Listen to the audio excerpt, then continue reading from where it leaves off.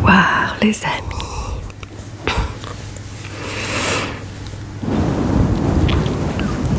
J'espère que tout le monde va bien et passe un bon week-end. Moi, ça va. Je suis très contente. La Coupe du Monde de foot a commencé. Et je regarde tous les matchs diffusés sur M6. Et il y en a en pagaille. Voilà. Bon, peut-être que je ferai une vidéo sur la Coupe du Monde d'ici quelques jours, comme je fais à chaque fois qu'il y a un événement. C'est vrai que je n'ai pas fait Roland-Garros, mais bon, il n'est jamais trop tard, je verrai, ou alors peut-être l'année prochaine je ferai une vidéo. En tout cas, j'ai suivi Roland-Garros aussi, je suis très contente du gagnant Alexander Zverev. Je suis très très contente. Alors les amis, aujourd'hui on va partir sur des savoirs insolites. Bienvenue dans cette vidéo de savoirs insolites. Et on va commencer avec un sujet pas très jojo. Quel a été le plus grand tsunami de l'histoire? Les tsunamis sont des vagues gigantesques capables de dévaster des régions entières et de faire des milliers de victimes. Quelles proportions peuvent atteindre ces phénomènes destructeurs? Les tsunamis sont des catastrophes naturelles dévastatrices, généralement déclenchées par des séismes sous-marins. Ces derniers entraînent des vagues colossales de plusieurs dizaines de mètres de haut qui viennent frapper les côtes les plus proches en quelques minutes. Certains de ces événements ont laissé leurs cicatrices dans l'histoire humaine par leurs proportions épiques et à cause des ravages qu'elles ont provoqués. À votre avis, quelle taille a atteint le plus grand tsunami du monde? Tsunamis géants, quels ont été les plus grands au cours des 20 dernières années? Sur les 20 dernières années, voici les 5 événements les plus marquants. 2004, océan Indien, un tsunami parti du large de Sumatra en Indonésie a atteint jusqu'à 30 mètres de haut dans certaines zones et fait plus de 200 000 victimes dans une douzaine de pays.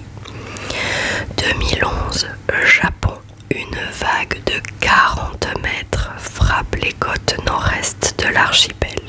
Bilan, 20 000 victimes, ainsi qu'une catastrophe nucléaire à Fukushima. 2018, en Indonésie, un tsunami provoque des milliers de morts sur l'île de Célèbes. En 2010, au Chili, une grande partie de la côte pacifique est touchée. En 2009, Samoa,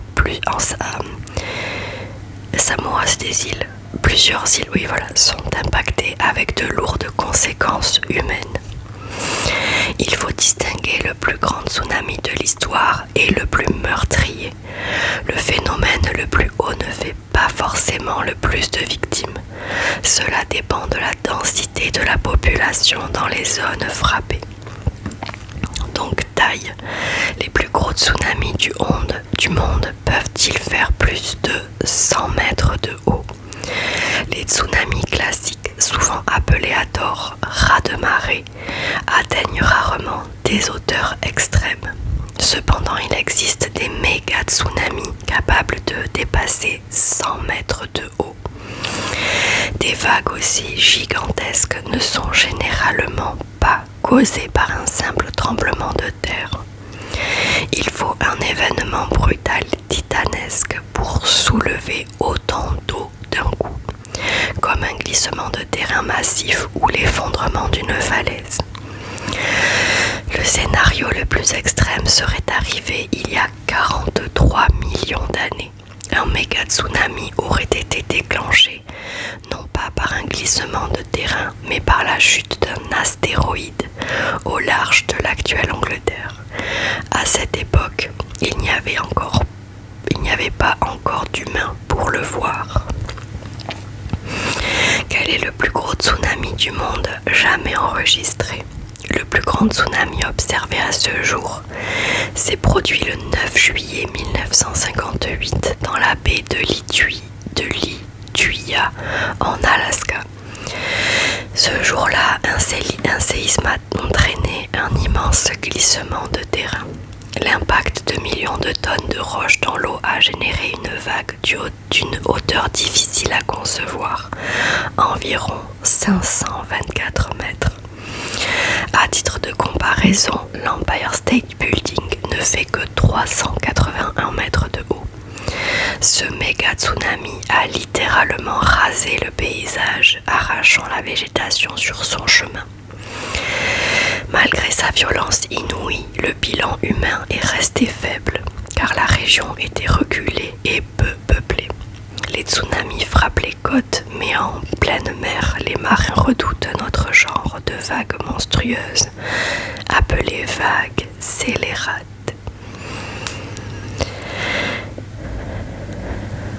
Ok. Alors, la suite. Hop, hop, hop, tac, tac. On va atteindre. Alors, David Bowie avait-il vraiment les yeux verrons? Le regard de David Bowie a toujours fasciné ses fans et le monde entier. Mais était-il vraiment doté d'yeux de couleurs différentes? Il me semble que ce n'est pas de naissance.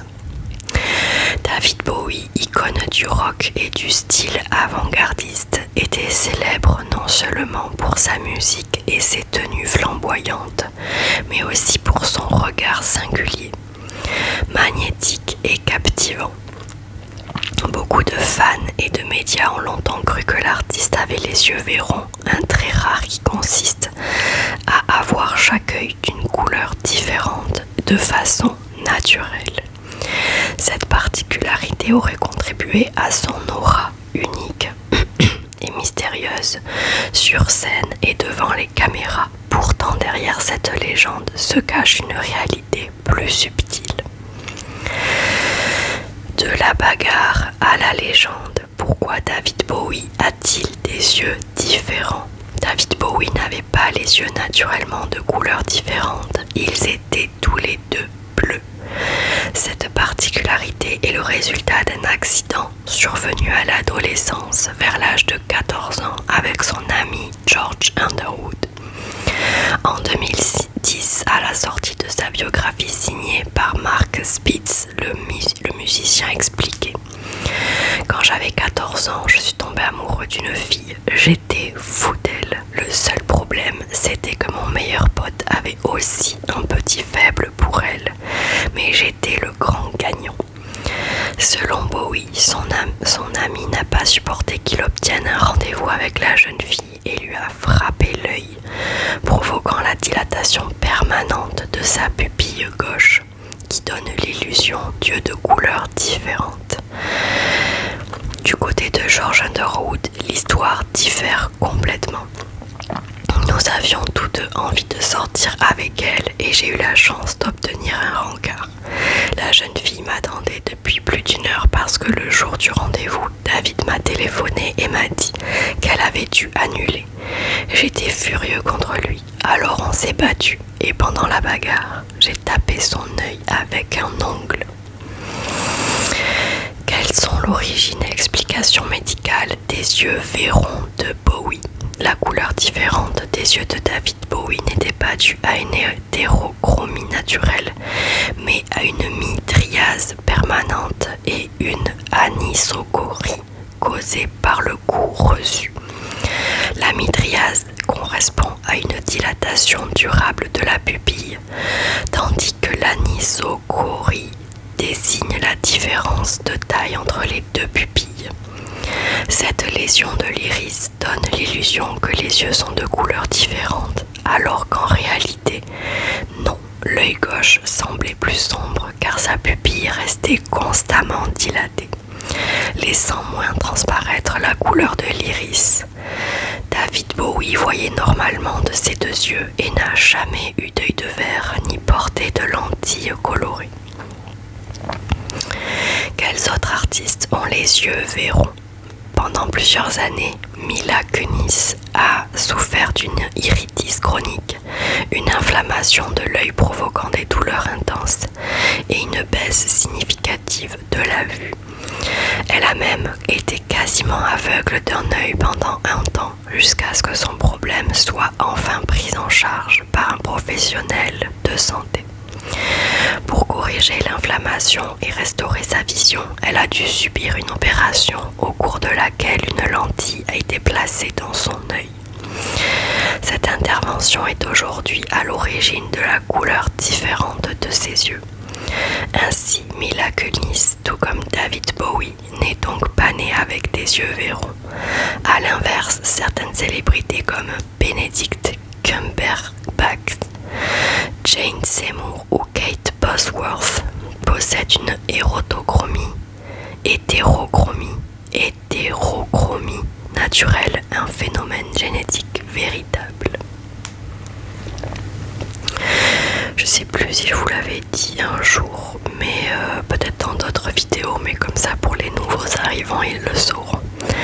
Si vous voulez tout savoir, eh bien moi aussi je me suis fait opérer des yeux quand j'avais 22 ans. C'est-à-dire il y a longtemps. J'ai porté des lunettes et des lentilles toute ma vie jusqu'à l'âge de 22 ans. Et du coup, je me suis fait opérer parce que ça m'a saoulée. Alors les lentilles, c'est sûr, ça change un peu la vie comparé à des lunettes. Mais il y a quand même pas mal de contraintes et d'inconvénients à porter des lentilles. Il faut pas oublier de les enlever quand on va se coucher. On peut pas aller à la plage. Enfin, à la plage, il faut faire très gaffe, très attention de ne pas avoir du sable dans les yeux. La piscine, bon, ben on oublie parce qu'il faut enlever les lentilles pour pouvoir aller sous l'eau. Bref, voilà, c'était quand même j'ai une trace là, j'ai porté la casquette toute l'après-midi. Donc voilà, il fallait faire super attention, c'était un peu pénible. C'était moins pénible que de porter tout le temps des lunettes, mais bon, ça m'a sauvé quand même les lentilles, je dois l'avouer. Parce que les lunettes dès l'âge de, je sais pas, 5 ans, ça m'a... Alors les lentilles, j'en ai porté et j'avais, je crois, vers 16 ans, il me semble. 16-17 ans, jusqu'à l'âge de 22 ans. Donc voilà. Ensuite, on va continuer les amis. On pensait les batailles d'oreillers inoffensives, la vérité sur leurs risques et bienfaits insoupçonnés.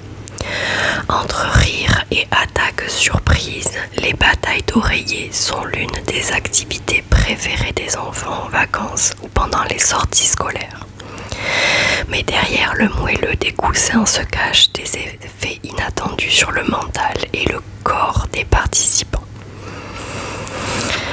Parmi les jeux faciles à organiser, la bataille de polochon figure en bonne place. Souvent représentée dans les films et les séries, elle est vue comme un moment de partage, de défouloir et de stratégie. Mais de temps en temps, ces événements organisés dans le salon ou sur un lit peuvent provoquer de la casse. Malgré tout, ces combats à grands coups de traversins, de peluches et de coussins ont de nombreux adeptes, au point de posséder sa propre journée mondiale, un championnat officiel et de multiples bienfaits démontrés par des études dédiées. Sport, qu'est-ce qu'une bataille de polochon ? Une Une bataille de polochon est une forme de combat amical dont l'arme de prédilection est un oreiller. Comptant au minimum 2 participants, cette activité peut être réalisée en équipe s'il y a assez d'enfants. Le but n'est toutefois pas de blesser l'adversaire, mais de le toucher avec un coup d'oreiller pour l'éliminer. Dans les faits, ces batailles d'oreiller ont des règles très proches de celles de la balle aux prisonniers. De temps en temps, ces événements peuvent rapidement passer par le simple défouloir en enlevant l'aspect élimination. Si l'activité est pratiquée en amateur lors des soirées pyjama, il faut noter qu'il existe une discipline sportive officielle dérivée de ce jeu enfantin et même une Pillow Fight League. Quels effets bénéfiques la bataille d'oreiller ont-elles sur notre santé? Si les coups portés pendant les combats varient beaucoup en fonction de la force des enfants et des oreillers utilisés, les batailles de polochon possèdent de nombreuses vertus insoupçonnées. Dans un premier temps, ce type de jeu incite les participants à se déplacer dans la pièce, à feinter et à porter des coups. Elle est donc une forme d'activité physique légère. Ensuite, le fait de porter des coups de manière inoffensive agit comme un exutoire sur notre cerveau. Ces événements peuvent donc contribuer à réduire le stress ou à libérer un trop-plein d'énergie. Enfin, le but de ces batailles improvisées reste de s'amuser. Faire valser les coussins permet donc de faire des blagues, de rire et de renforcer les liens avec ses proches. Bataille de polochon, ce jeu est-il dangereux pour les enfants? Si elles sont globalement amusantes, les batailles de polochon peuvent devenir dangereuses. L'un des événements les plus tragiques liés à cette activité est survenu en septembre 2015 aux États-Unis. Organisée dans une école militaire, la bataille d'oreiller a pris une tournure tragique quand des participants ont glissé des objets dans les dés d'oreiller, occasionnant de nombreuses blessures, des os cassés et des commotions cérébrales. Si le but de ces combats n'est pas de blesser, le risque zéro n'existe pas. Les enfants peuvent être déséquilibrés, qu'ils se trouvent sur une surface instable, chuter, se cogner contre les meubles. Enfin, les allergies à la poussière ou aux acariens peuvent être gênées par les coups et les particules dans l'air. Bon, moi personnellement, c'est pas un sport qui m'intéresse grandement, hein. Clairement, je crois que j'ai dû en faire une ou deux. Ça s'est mal fini, rien de grave. Mais avec les migraines, vous savez, c'était pas jojo quoi. Enfin, vraiment, si on me tapait sur la tête, même doucement. Bref, non, mais je trouve ça nul. Voilà. Au moins c'est dit, j'aime pas les batailles d'oreiller, je trouve ça nul. Bon, dites-moi si peut-être que vous en avez de très bons souvenirs. Moi j'aime pas parce que j'ai pas eu de bons souvenirs, donc forcément voilà, c'est QFD. Mais si vous avez des bons souvenirs en tant que bataille de polochon, eh bien dites-moi dans les commentaires si jamais ça vous est arrivé. Si vous êtes arrivé de faire des batailles et si ça s'est mal fini. Les amis, je vous laisse ici. Je termine ma vidéo. J'ai terminé ma vidéo, oui, c'est un fait. Je vous fais de très gros bisous les amis. Portez-vous bien, buvez de l'eau parce qu'il fait très chaud. Enfin en tout cas dans le sud il fait super chaud, ça y est. On a atteint les 34, hein, 34 à l'ombre j'imagine. Donc voilà. C'est marrant cette différence de couleur dans mes cheveux. C'est très drôle. Bon voilà, je vous laisse ici les amis. Je vous dis à très vite dans une prochaine vidéo. Normalement mercredi si tout va bien. Je vous fais de très gros bisous. Prenez bien soin de vous. Soyez prudents, soyez heureux. Moi je vous souhaite tout le bonheur du monde comme d'habitude les amis. Merci beaucoup. Bienvenue aux nouvelles personnes sur cette chaîne Nuage ASMR. Ça me fait très plaisir qu'on soit, on est plus de 1700, ça y est, 1715 je crois, même à l'heure où j'ai regardé, enfin tout à l'heure. Voilà, je suis très contente, je vous fais de très gros bisous, je vous dis à très vite, à mercredi, prenez bien soin de vous, et je vous dis à mercredi, oui ça fait 3 fois que je le dis, allez salut.